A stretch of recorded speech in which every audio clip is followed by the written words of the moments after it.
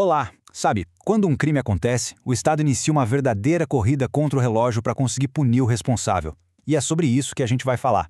Prescrição, um dos temas mais importantes e, com certeza, um dos mais temidos em qualquer prova de concurso. Mas hoje, vamos desvendar juntos como esse relógio funciona de verdade.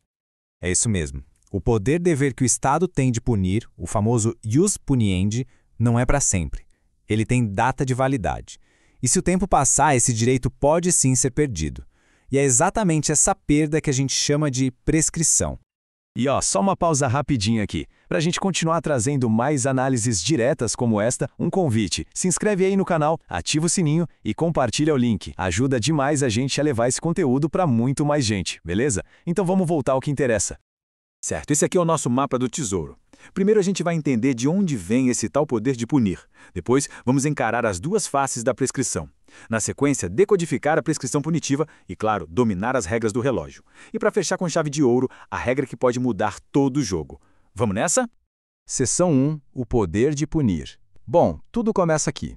Para entender a prescrição, a gente precisa primeiro sacar o conceito que está por trás de todo o processo penal.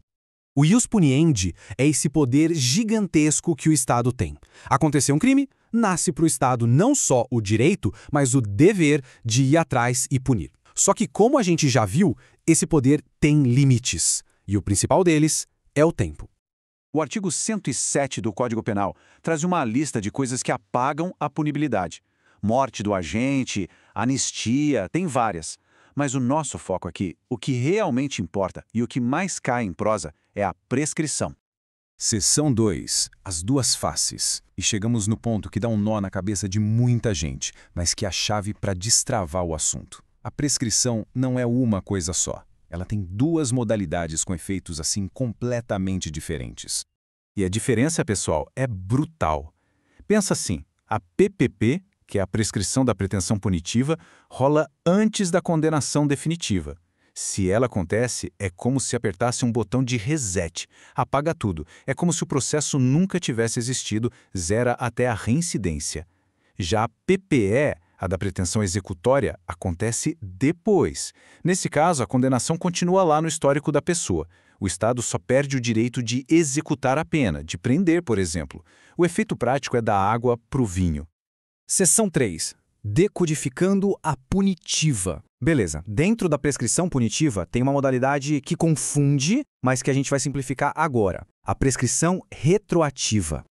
Então o ponto crucial é este aqui. Depois que sai a sentença e a acusação não pode mais recorrer para tentar aumentar a pena, o jogo vira. O prazo de prescrição passa a ser calculado com base na pena concreta, aquela que foi de fato aplicada, e não mais na pena máxima do crime. E geralmente isso diminui bastante o prazo.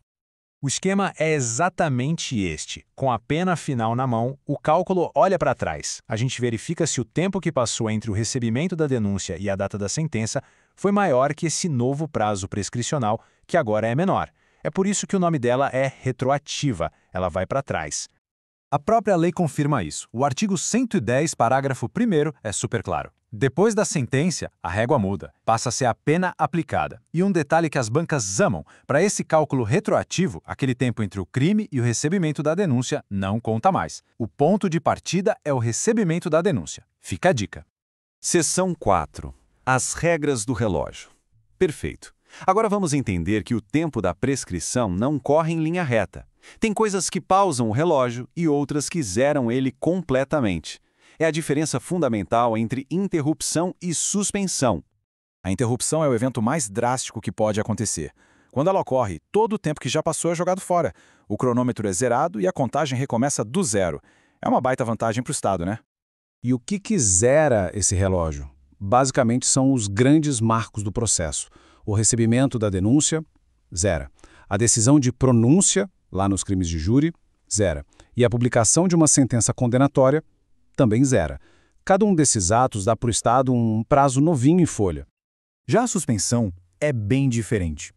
Pensa nela como um botão de pause. O cronômetro para de contar, mas quando o motivo da suspensão acaba, a contagem volta exatamente de onde parou. O tempo que já passou não é perdido. E o que pode pausar esse relógio? São situações bem específicas. Tipo quando uma questão precisa ser resolvida em outro processo antes de continuar. ou enquanto o agente cumpre pena lá fora. Um caso bem importante, que suspende o prazo, é quando ficam pendentes aqueles recursos que claramente não vão ser aceitos nos tribunais superiores. E, finalmente, chegamos à seção 5, a regra de ouro. Pessoal, este é um artigo do Código Penal que é simplesmente fundamental e um dos preferidos das bancas de concurso. É a regra que pode cortar o tempo da prescrição pela metade. Exatamente. O artigo 115 do Código Penal diz que todos os prazos de prescrição, sem exceção, são reduzidos pela metade se o agente estiver em duas situações bem específicas que tenham a ver com a idade. E aqui mora a clássica pegadinha de prova. Se liga, a redução para a pessoa mais jovem exige que ela tivesse menos de 21 anos na data do fato. Já para a pessoa idosa, a regra é ter mais de 70 anos na data da sentença. Os momentos são diferentes e as bancas, especialmente a Sebrasp, adoram trocar isso para derrubar o pessoal. Muita atenção aqui. Então, vamos amarrar os pontos mais importantes. A grande diferença entre PPP e PPE é quando acontecem, e o efeito devastador da PPP que zera o jogo. Interrupção, recomeça o relógio do zero. Suspensão, só pausa. E a regra de ouro 2170 corta o prazo pela metade, mas tem que ficar de olho nos marcos. Data do crime para os menores de 21 e data da sentença para os maiores de 70. Com essas regras bem definidas, o relógio da prescrição deixa de ser aquele bicho-papão e vira uma ferramenta que dá para dominar. A pergunta que fica é, com esses detalhes na ponta da língua, a próxima prova não parece bem mais tranquila? É dominar esses pontos que faz toda a diferença. Bons estudos e até a próxima!